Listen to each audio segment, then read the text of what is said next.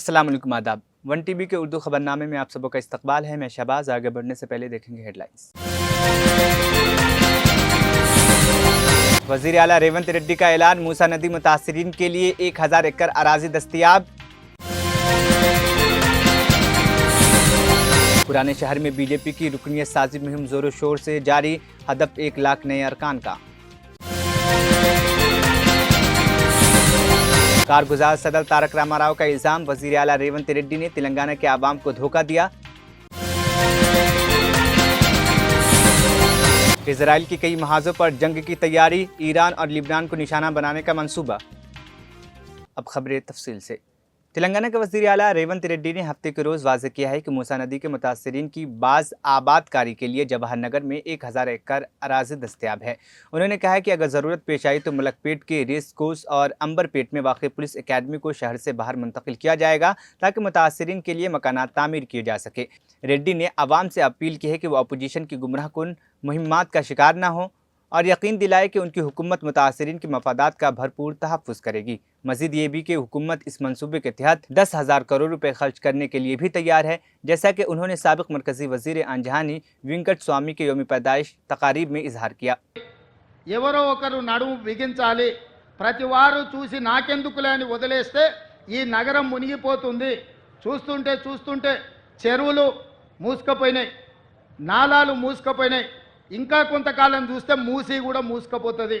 ఇవన్నీ మూసుకుపోయినాక వర్షాలు వరదలు వచ్చినప్పుడు ఆ నీళ్లు వచ్చేది మన ఇళ్లలోకే। ఆ రోజు మనల్ని కాపాడడానికి అయ్యో పాపం అనడానికి కూడా ఎవడు మనిషి మిగలడు। అందుకే ఈరోజు రాజకీయాలలో లోతు తెలవక కాదు, కొన్ని మంచి పనులు భవిష్యత్ తరాలకు అందించాలంటే మన పిల్లలకు వాళ్ళ పిల్లలకు భవిష్యత్ తరాలకి నగరాన్ని ఒక మంచి నగరంగా సురక్షితమైన నగరంగా అందించాలి అని అంటే ఎవరో ఒకరు ఎఫ్టీఎల్లో ఆక్రమణలు తొలగించాలి, బఫర్ జోన్లో తొలగించాలి, నాలాలను తొలగించాలి, మూసీలో ఆక్రమణలు తొలగించాలి। వర్షాలు వచ్చినప్పుడు వరదలు రాకుండా ఈ నీళ్లను నియంత్రించి చెరువుల్లో ఒడిసి పట్టాలి। హైదరాబాదు నగరం ఇవాళ ఒకప్పుడు 200 ఫీట్లు వేస్తే బోరు పడేది, ఇవాళ 1200 ఫీట్లు వేసినా బోరు పడతలేదు। దీనికి కారణం ఈ సాగునీటి చెరువులను ఈరోజు ఆక్రమణలకు గురి కావడం కాదా? మరి ఈ సమస్యకు పరిష్కారం ఏంది? ఇవాళ ఇంకుడు గుంతలు కట్టాలి అని చెప్పినాం, ఎన్ని ఇళ్లల్లో ఇంకుడు గుంతలు ఉన్నాయని నేను అడుగుతున్నా। ఇవాళ అందుకే మా అధికారులకు ఆదేశాలు ఇచ్చిన, ఇంకుడు గుంతలు కట్టని ఇళ్లకు అనుమతులు ఇచ్చేది లేదు, ఇంకుడు గుంతలు లేని ఇళ్లకు నీళ్ల ట్యాంకర్ 2 అంతలు ఛార్జ్ చేయమని మా అధికారులకు నేను ఆదేశాలు ఇస్తున్నా। ఇవాళ వాతావరణం కలుషితం అయిపోయి హైదరాబాదు నగరంలో నీళ్లు అడుగంటిపోయి 2000 ఫీట్లు బోర్ వేసుకున్నా నీళ్లు పడని పరిస్థితి వస్తే ఈ నగరంలో ప్రజలు బతకలేరు, ఈ నగరం సర్వనాశనం అయిపోతుంది। అందుకే ఇవాళ రాజకీయంగా నాకు తెలుసు, ఈరోజు కొంతమంది పేదలకు కష్టం వచ్చింది, వాళ్ళ కన్నీళ్ళు నేను అర్థం చేసుకుంటే వాళ్ళ దుఃఖం నాకు అర్థం అవుతుంది। మధ్యతరగతి వాళ్ళు జీవితాంతం కష్టపడి సంపాదించుకున్నది కొంతమంది మోసగాళ్ళ చేత నమ్మి మోసపోయి టీఆర్ఎస్ సన్నాసులను నమ్మి లక్షల రూపాయలు పెట్టి కొనుక్కున్న ఇల్లు అధికారులు వచ్చి కూలగొడితే ఆ కుటుంబం యొక్క దుఃఖం, ఆ బాధ నాకు తెలుసు। కానీ ఇట్లనే వదిలేసుకుంటూ పోతే ఇవాళ చెరువులను ఆక్రమించుకొని నాలాలను ఆక్రమించుకొని మూసీని ఆక్రమించుకుంటే ఈ సమస్యకు పరిష్కారం ఎక్కడ? ఇవాళ వాళ్ళని తొలగిద్దాం, తొలగించినప్పుడు వాళ్ళకు వచ్చిన నష్టాన్ని ఏ విధంగా భర్తీ చేద్దామో మీరు సూచన ఇవ్వండి। ఈ ప్రభుత్వం సిద్ధంగా ఉంది, ఏ పేదవాడి కన్నీళ్లు మేము చూడదలుచుకోలేదు, ప్రతి పేదవాడికి ప్రత్యామ్నాయం చూపించాలన్నదే నా ఆలోచన। ఇవాళ మూసీలో ఆ దోమలు, ఆ కంపు, ఆ కలుషితంలో బతికే కంటే ఒక మంచి డబుల్ బెడ్రూమ్ ఇల్లు ఇచ్చి వాళ్ళు బతకడానికి ఉండడానికి ఇచ్చి వాళ్ళకు పని కల్పించి వాళ్ళ పిల్లలు చదువుకోవడానికి ప్రభుత్వం ఏర్పాటు చేస్తే కేటీఆర్ హరీష్కి వచ్చిన నొప్పేందే, ఈటెల రాజేందర్ దుఃఖమేందే నాకు అర్థమైతలేదు। ఏంది మీ బాధ? వాళ్ళు మంచిగా బతకొద్దా? వాళ్ళు ఎప్పటికీ పేదోళ్ళలాగానే ఉండాలి, మూసీళ్ళే ఉండాలి, వాళ్ళ పేదరికం చూపించి వాళ్ళ దగ్గర ఓట్లు వేసుకొని మీరు ఎమ్మెల్యేలు ఎంపీలు కావాలనా? వాళ్ళు మంచిగా బతకొద్దా? వాళ్ళు మంచిగా బతుకుతే వాళ్ళ పిల్లలు చదువుకుంటే మీ దొరతనాన్ని ప్రశ్నిస్తారని చెప్పి ఈరోజు మీరు అడ్డం పడుతున్నారా? అదేవిధంగా బఫర్ జోన్లు ఉన్నోళ్ళను మీలాంటి మోసగాళ్ళు వాళ్ళకి అమ్ముతే వాళ్ళకి ఏ నష్టపరిహారం ఇద్దామో చెప్పండి। ప్రభుత్వం గొట్టుపోలే, ప్రభుత్వం మొత్తం దివాలా తీయలే, నువ్వు 7 లక్షల కోట్ల రూపాయలు అప్పు చేసినా ఈ ప్రభుత్వానికి చిత్తశుద్ధి ఉంది. ప్రభుత్వం నిధులు తెద్దాం, తెచ్చి వాళ్ళని ఆదుకుందాం. ఏ విధంగా వాళ్ళను తొలగించడం ద్వారా వాళ్ళకి న్యాయం చేద్దామో చెప్పండి. చెరువులలో ఉన్న ఎఫ్టీఎల్లు తొలగించాల్సిందే, బఫర్ జోన్ అక్రమ నిర్మాణాలు తొలగించాల్సిందే, కాలువల నాలాల ఆక్రమణలు తొలగించాల్సిందే, మూసీలో ఉన్న అక్రమ నిర్మాణాల నుంచి బెడ్లో మూసి రివర్ బెడ్లో ఉన్న పేదల ఇల్లు తొలగించాల్సిందే, బఫర్ జోన్లు ఉన్నాయి తొలగించాల్సిందే. తొలగించేటప్పుడు వాళ్ళకి ఏ విధంగా ఆదుకోవాలనో ప్రభుత్వం ప్రణాళిక చేస్తుంది. మీ దగ్గర ఏమన్నా సూచన ఉంటే చెప్పండి. మొదటి ప్రణాళిక మూసీ రివర్ బెడ్లు ఉన్న వాళ్ళకి డబుల్ బెడ్రూమ్ ఇల్లు ఇచ్చి తొవ్వ ఖర్చులకు కూడా 25,000 రూపాయలు ఇస్తున్నాం. ఎప్పుడన్నా మీరు ఆలోచన చేసిండ్రా పేదోనికి ఇల్లు ఇవ్వాలి, పేదోని ఆత్మగౌరవంతో బతికేటట్టు చూడాలని? ఈ పనులు చేసేటప్పుడు పేదలకు వచ్చింది బాధ. నాకు కూడా బాధ ఉంది, నాకు కూడా చాలా బాధ అనిపించింది సోషల్ మీడియాలో, లేకపోతే కొంతమంది వాళ్ళ బాధ వెలుబుచ్చుతున్నప్పుడు. కానీ వాళ్ళని ఆదుకుందాం. ఏ విధంగా ఆదుకుందాం మీరు చెప్పండి. ప్రత్యామ్నాయం చెప్పండి. మీరు ప్రతిపక్షాలు అంటున్నారు కదా, 10 ఏళ్ళు పాలించడం అంటున్నారు కదా, పరిపాలన అనుభవం ఉందంటున్నారు కదా, మీ 10 ఏళ్ల పరిపాలన దోపిడీకే పనికొస్తుందా? ప్రజలకు పేదలకు సంక్షేమం అమలు చేయడానికి పనికిరాదా? రాజేందర్ గారు నరేంద్ర మోడీ గారిని అడగండి, ఈ పేదలను ఎట్లా ఆదుకుందామో నిధులు తెద్దాం. మాకేం అభ్యంతరం లేదు. పిలువు మీ కిషన్ రెడ్డిని, బండి సంజయ్ గారిని, నువ్వే లీడ్ చేయి, నువ్వే ముందు ఉండు, మేము నీ వెనకాల నించుంటాం. 10 ఏళ్ళు మంత్రిగా చేసినావు కదా రాజేందర్ గారు, రాష్ట్రంలో నీకు అనుభవం ఉంది కదా, ఈరోజు ఎంపీ కదా, మీ నాయకుడు నరేంద్ర మోడీ ప్రధానమంత్రిగా ఉన్నాడు కదా. टीपीसीसी के सदर बी महेश कुमार गौड़ ने इल्ज़ाम आयद किया है कि वज़ीर आज़म मोदी और साबिक़ वज़ीर आला तेलंगाना के चंद्रशेखर राव ने मजहब और ज़ात पात के बुनियाद पर सियासत की है। उन्होंने कहा है कि कांग्रेस एक ऐसी जमात है जो जमहूरियत की बुनियादों पर कायम है। गौड़ ने मज़ीद कहा है कि बीआरएस हुक्मरान ने अंधाधुंध कर्ज लेकर तेलंगाना को माली मुश्किलात में डाल दिया है, जबकि केसीआर अपने फार्म हाउस में खुशी से रह रहे हैं। उन्होंने शदीद तनकीद की है कि केटीआर और हरीश राव तेलंगाना के कांग्रेस हुकूमत पर बेबुनियाद इल्ज़ामात आयद कर अपनी सियासत चला रहे हैं। उन्होंने यकीन दिलाया कि कांग्रेस 2028 के इंतखाबात में 90 से 100 सीटें जीतकर रियासत में दोबारा हुकूमत बनाएगी और राहुल गांधी को वज़ीर आज़म बनाने के अज़्म का भी इजहार किया। ఆ తర్వాత నాకు చాలా రకాలుగా ప్రభుత్వం చేసినటువంటి ఈ సంవత్సరాల వల్ల మన మధ్య లేకపోవడం చాలా బాధాకరం. నేను వారు సిక్కులో పనుకునేది నాకేనా పీస్ అధ్యక్షుడు వస్తే వారి వద్దకు వెళ్ళి ఆశీర్వాదం తీసుకోవాలని అనుకోకుండా వారి ప్రదర్శన. ఈ రాజకీయ ప్రయాణంలో మా తల్లిదండ్రులు గంగాధర్ గౌడ్ మన్నమ్మతో పాటు నా శ్రీమతి సంజయారాణి కానీ మా కుటుంబ సభ్యులు కానీ ఆనాడు నక్సల్ ప్రభావితమైనటువంటి జిల్లా గ్రామం నుంచి నక్సల్ ప్రభావంతో ఇబ్బంది పడిన మాకు ఆనాడు నిజామాబాద్ లో ఇల్లు తీసుకొని చదివించినటువంటి ఘనత మా నాన్నగారు.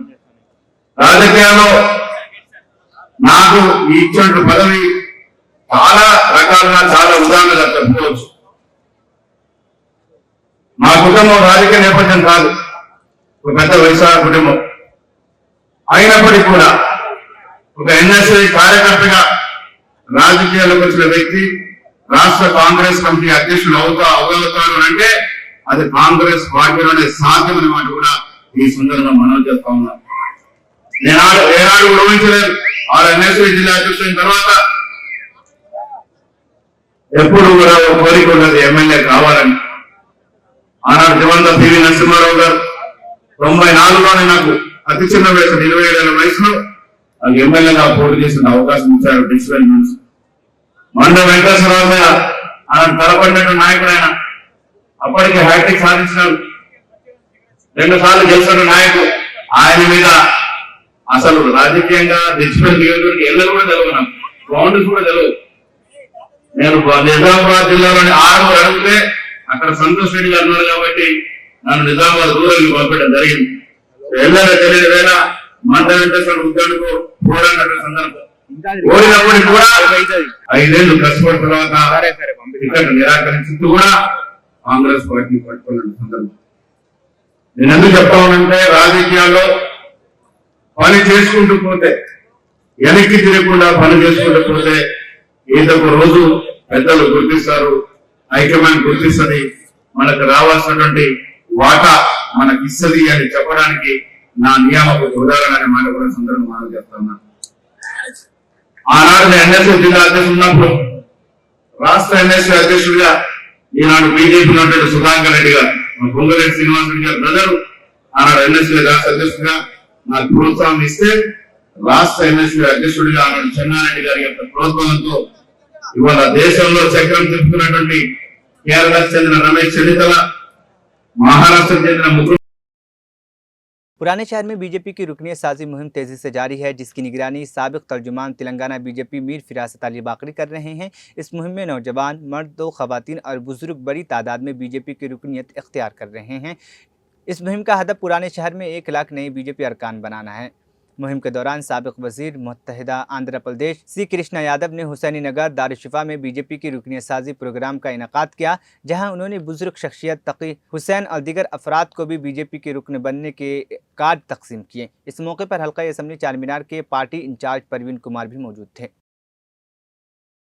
कारगुजार सदर तारक रामाराव ने वजीर आला रेवंत रेड्डी पर तेलंगाना के तमाम तबकात को धोखा देने का इल्ज़ाम लगाए। उन्होंने कहा है कि आवाम ने रियासत में इंदिरा हाउसिंग स्कीम के तहत मकानात फराहम करने के लिए कांग्रेस को वोट दिया, लेकिन वोट मिलने के बाद वजीर आला ने आवाम को घरों को मुनहदिम करना शुरू कर दिया। हल्का असम्बली महेश्वरम में किसानों के एहतजाजी धरने से खिताब करते हुए केटीआर ने कहा कि हुकूमत के पास 6 जमानतों पर अमल दरामद के लिए रकम नहीं है, तो मूसा नदी को खूबसूरत बनाने के लिए रकम कहां से आएंगे। इसके बारे में वजीर आला रेवंत रेड्डी को वजाहत करनी चाहिए। उन्होंने ये भी ऐलान किया है कि वो जल्द ही वजीर आला रेवंत रेड्डी के खिलाफ हतक इज्जत का मुकदमा दायर करेंगे, जबकि इससे कबल उन्होंने रियासती वजीर के खिलाफ भी ऐसा ही मुकदमा दर्ज कराया था। रामाराव ने कहा है कि बीआरएस कभी भी मरकज की बीजेपी हुकूमत से खौफजदा नहीं हुई।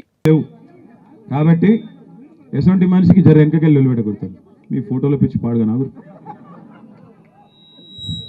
పేరు పేరున ఈరోజు ఈ రైతు ధర్నా కార్యక్రమంలో పాల్పంచుకుంటున్న రైతన్నలకు, ఆడబిడ్డలకు ఈ కార్యక్రమానికి ఇవాళ స్ఫూర్తినిచ్చి ఇక్కడ కందుకూరు చౌరస్తాలో ఇంత పెద్ద ఎత్తున రైతు ధర్నా నిర్వహిస్తున్న రాణి రుద్రమ్మకు వారసురాలు మా అక్క మాజీ మంత్రి ఇవాళ రేవంత్ రెడ్డి అంటే ఆయన ఎంత కష్టపెట్టినా 4.5 గంటలు శాసనసభలో నిల్చోబెట్టినా ఏది ఏమైనా సరే నేను ప్రజలతోనే ఉంటా అని చెప్పి ఇవాళ వీరోచితంగా మా అందరికంటే గొప్పగా పోరాటం చేస్తున్న శ్రీమతి సబితా ఇంద్రారెడ్డి గారికి, గౌరవనీయులు పెద్దలు శాసన మండలి సభ్యులు మాజీ ఉప ముఖ్యమంత్రి గౌరవనీయులైన శ్రీ మహమూద్ అలీ గారికి, రంగారెడ్డి జిల్లా బీఆర్ఎస్ పార్టీ అధ్యక్షులు ఇబ్రహీంపట్నం మాజీ శాసనసభ్యులు అన్న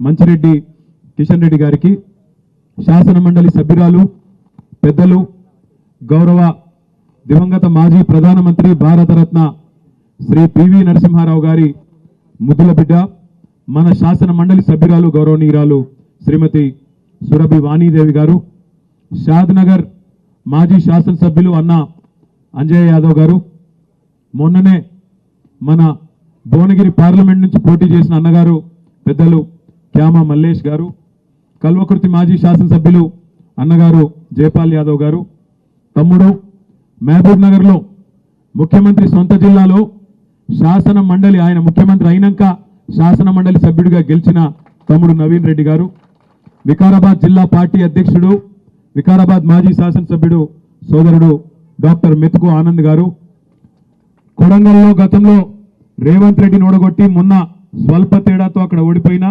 అక్కడి ప్రజల్లోనే ఎల్లవేళలా ఉంటున్న సోదరులు మాజీ శాసనసభ్యులు పట్నం నరేందర్ రెడ్డి గారు, పరిగి మాజీ శాసనసభ్యులు అన్న కొప్పుల మహేశ్వర్ రెడ్డి గారు, గౌరవనీయులైన పెద్దలు అన్నగారు ముషీరాబాద్ శాసనసభ్యులు అన్న ముఠా గోపాల్ అన్నగారు, మా తమ్ముడు యువ నాయకుడు మీకు ఎల్లవేళలా అందుబాటులో ఉండే పట్లోల్ల కార్తిక్ ఇంద్రారెడ్డి గారు, సోదరి రజనీ సాయి చంద్ గారు చెల్లుడని పెట్టిండు. ఇంకోటి ఏం పెట్టిండు, ఎంఎస్పి 2183 దానికి అదనంగా 500 అని పెట్టిండు. నాకు తెలియక అడుగుతా, 1983 ఏం పట్లది బోనసు దొడ్డదే కదా, బోనస్ అని 500 అని చెప్పి 1983 అని పెట్టిందేమో మేనిఫెస్టోలో దొడ్లు వడ్ల కోసం. ఇలా బోనస్ ఎవరికి ఇస్తా అంటుండు, సన్న వడ్లకి ఇస్తా అంటుండు. ఇంతకంటే మోసం ఉంటుందా? అటు రైతులను బోనస్ పేరు మీద బోగస్ మాటలు చెప్పి మోసం చేసిండు, రుణమాఫీ అన్నాడు మోసం చేసిండు, రైతు బంధు పెంచుతా అన్నాడు, ఉన్న రైతు బంధుకే దిక్కు లేదు. ఇప్పుడే శేఖర్ రెడ్డి అన్న చెప్పిండు, జంగన్న చెప్పిండు, ఇగో మా రామరెడ్డి అన్న చెప్పిండు, ఆ వెంకటమ్మ తల్లి ఆమె చెప్పింది, ఇంకా చాలా మంది చెప్పిండు. ఉన్నది పోయింది, ఇక అన్ని పోయినాయి. అన్న వస్త్రం కోసం పోతే ఉన్న వస్త్రం పోయినట్టు మొత్తానికి అటు కాకుండా ఇటు కాకుండా ఇటు కాకుండా పోయింది మా పరిస్థితి అని బాధపడే పరిస్థితి వచ్చింది. కేవలం రైతులను మాత్రమే కాదు, రాష్ట్రంలోని ప్రతి వర్గాన్ని మోసం చేసిండు ముఖ్యమంత్రి. మా ఆడబిడ్డలకు చెప్పిండు, ఏం చెప్పిండు, ముసలోళ్ళకి చెప్పిండు, కేసీఆర్ ఇంట్లో ముసలవ్వ కన్నా ఇస్తున్నాడు, ముసలయ్య కన్నా ఇస్తున్నాడు. కేసీఆర్ 2000 ఇస్తుండు, నేను 4000 ఇస్తా, ఇద్దరికి ఇస్తా అని చెప్పిండు. ముసలోనికి ఇస్తా, ముసలామెకి ఇస్తా అని చెప్పిండు. చెప్పిండా లేదమ్మా? వస్తుందా నీకు పెన్షను? వస్తలేదా? పెన్షన్ లేదు, ముసలోనికి లేదు, ముసలవ్వకి లేదు. ఉన్న 2000 దిక్కులేదు, రెండు నెలలకు ఎగ్గొట్టిండు. అది కూడా జనవరి నెలకు కొట్టిండు, ఆగస్టు నెలకు కొట్టిండు. కోడళ్ళకి ఇస్తా అన్నాడు, ముసలోనికి ముసలవ్వకే కాదు కోడళ్ళకి ఇస్తా, నెలకు 2500 అన్నాడు. కోడల పిల్లలు అందరికి వచ్చిందా? బతుకమ్మకు సీరియల్ వచ్చినాయా? మరి దసరాకు రైతు బంధు అయిందా? అసలు పండుగ లెక్కున్నదా? గిట్లున్నది రేవంత్ రెడ్డి గారి ప్రభుత్వం, మన చిట్టినాయుడు గారిని తెలివి గిట్లున్నది. నేను మీ वजीर आजम नरेंद्र मोदी ने हफ्ते को मुंबई मेट्रो लाइन 3 KBC से आरे तक ज़ेरे ज़मीन मेट्रो का इफ्तिताह किया और इस दौरान सफ़र भी किया।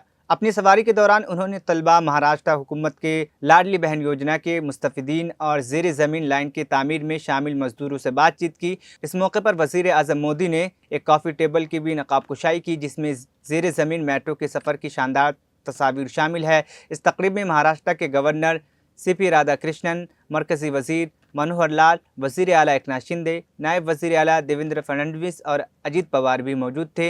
वाज़ेह रहे कि मुंबई मेट्रो रेल कॉरपोरेशन ने पीर से मुसाफिरों के लिए ट्रेन चलाने का फैसला किया है।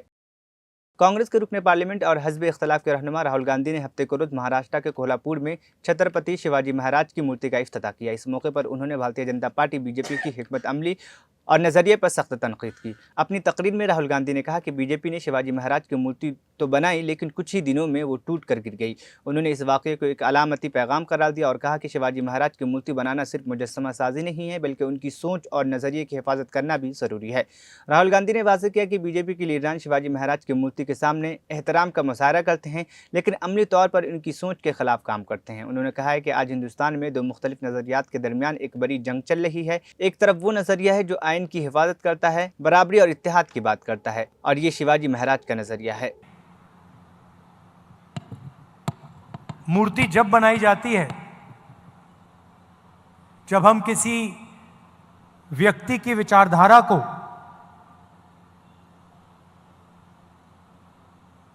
उनके कर्मों को दिल से समर्थन करते हैं। हम यहां आए या कोई यहां आए और मूर्ति इनॉग्रेट कर दी, और जो इन्होंने पूरी जिंदगी जिसके लिए वो लड़े, अगर हम उसके लिए लड़े ना तो मूर्ति का कोई मतलब ही नहीं। तो जब हम इनकी मूर्ति का इनॉग्रेशन करते हैं तो हम ये भी वचन लेते हैं कि जिन चीजों के लिए ये लड़े थे, जिस तरीके से ये जिए थे,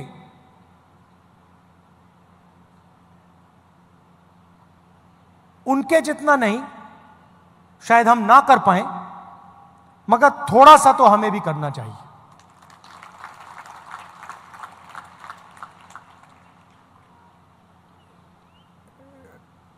शिवाजी महाराज जी ने देश को, दुनिया को क्या मैसेज दिया था? सबसे पहले उन्होंने कहा था कि देश सबका है, सबको लेकर चलना है, अन्याय नहीं करना है। तो अगर हम सोचें कि इनकी सोच का जो आज कौन सा चिन्ह है, तो यह है सीधा सा कनेक्शन है। जो शिवाजी महाराज ने कहा, 21वीं सदी का जो उसका ट्रांसलेशन है वो ये है। इसमें आपको एक ऐसी चीज नहीं मिलेगी जिसके लिए वो नहीं लड़े थे। पूरी जिंदगी जब वो लड़े, उन्होंने जो भी कर्म किए, उन्हीं की सोच से यह कॉन्स्टिट्यूशन आया है। इसको हम दूसरे तरीके से भी कह सकते हैं, अगर शिवाजी महाराज जैसे लोग नहीं होते, साहू जी महाराज जैसे लोग नहीं होते, तो यह नहीं होता। मतलब सीधा कनेक्शन है। अब हिंदुस्तान में दो विचारधाराओं की लड़ाई है। एक विचारधारा जो इसकी रक्षा करती है,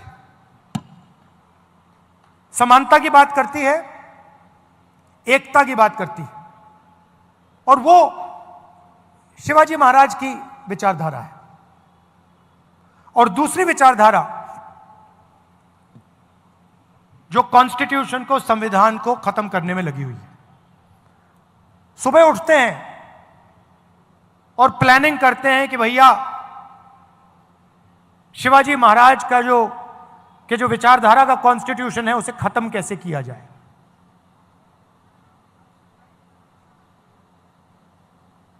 हिंदुस्तान की संस्थाओं पर आक्रमण करते हैं, लोगों को डराते हैं, धमकाते हैं, और फिर जाकर शिवाजी महाराज की मूर्ति के सामने मत्था टेकते हैं। इसका कोई मतलब ही नहीं है। अगर आप शिवाजी महाराज की बात करो, अगर आप उनकी मूर्ति के सामने जाकर हाथ जोड़ो, तो फिर आपको इसकी रक्षा करनी ही चाहिए। आप देखिए, विचारधारा बहुत पुरानी है। इनके समय भी यही लड़ाई चल रही थी। जब इनका राज अभिषेक होना था, उसी विचारधारा ने राज अभिषेक नहीं होने दिया। यह कोई नई बात नहीं है। यह मत सोचिए कि भैया ये नई लड़ाई चल रही है, कॉन्स्टिट्यूशन की लड़ाई नई है। नहीं है, यह हजारों साल पुरानी लड़ाई है, और वही विचारधारा की लड़ाई है जिससे शिवाजी लड़े थे, शिवाजी महाराज लड़े थे। उसी के खिलाफ, उसी विचारधारा के साथ आज कांग्रेस पार्टी लड़ रही है। और आपने देखा, नियत दिख जाती है, नियत को छुपाया नहीं जा सकता है। इजरायली वज़ीर आज़म बेंजामिन नेतन्याहू ने कहा है कि तमाम महज़िब ममालिक को इजराइल के साथ खड़ा होना चाहिए, क्योंकि वो ईरान की क़यादत में वहशियाना क़ुव्वतों का मुकाबला कर रहा है। उन्होंने फ्रांस के सदर मैक्रोन की जानिब से इजराइल पर हथियारों की पाबंदी के मुतालबे को शर्मनाक करार दिया। हफ्ते को जारी करदा एक वीडियो पैगाम में नेतन्याहू ने इस मुतालबे को तनक़ीद का निशाना बनाया, कहते हुए कि दहशत गर्दी का मुहव्विर एक साथ खड़ा है, लेकिन जो ममालिक इस दहशत गर्दी के मुहव्विर के खिलाफ हैं वो इजराइल पर हथियारों की पाबंदी का मुतालबा कर रहे हैं। वाज़ेह है कि फ्रांस के सदर मैक्रोन ने कहा था कि हमारी तरजीह कशीदगी को बढ़ने से रोकना है। मेरे ख्याल में आज की तरजीह सियासी हल तलाश करना और गजा में जंग के लिए इस्तेमाल होने वाली हथियारों को रोकना है। I have a message for President Macron. Today, Israel is defending itself on 7 fronts against the enemies of civilization.